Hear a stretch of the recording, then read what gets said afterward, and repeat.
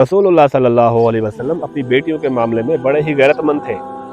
आप मिंबर पे खड़े हुए आपने फरमाया कि बनु हिशाम ने मुझसे इजाज़त मांगी है कि हम अपनी बेटी का निकाह मौला अली से कर दें। हुजूर सल्लल्लाहु अलैहि वसल्लम ने 3 बार फरमाया कि मैं इसकी इजाज़त कभी नहीं दूंगा।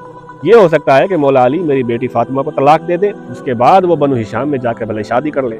बुखारी में भी है, जब सईदा फातिमा रज़ियल्लाहु ताला अन्हा को पता चला कि मौला अली ने अबू जहल की बेटी को निकाह का पैगाम भेजा है, अब दौड़ती हुई रसूलुल्लाह सल्लल्लाहु अलैहि वसल्लम के पास आई और अर्ज की, अब्बा जान, लोगों को लगता है कि आप अपनी बेटियों के मामले में गुस्सा नहीं करते। मौला अली को देखे उन्होंने अबू जहल की बेटी को निकाह का पैगाम भेजा है। रसूलुल्लाह सल्लल्लाहु अलैहि वसल्लम मिंबर पे खड़े हुए फरमाया, तेरा एक दामाद अबुल आस भी था, उसने जो भी कहा सच करके दिखाया, मेरी बेटी के होते हुए किसी और से शादी नहीं की। और रसूलुल्लाह ने फरमाया, फातिमा तो मेरे जिगर का टुकड़ा है, अल्लाह के रसूल की बेटी और अल्लाह के दुश्मन की बेटी किसी एक मर्द के निकाह में जमा नहीं हो सकती है।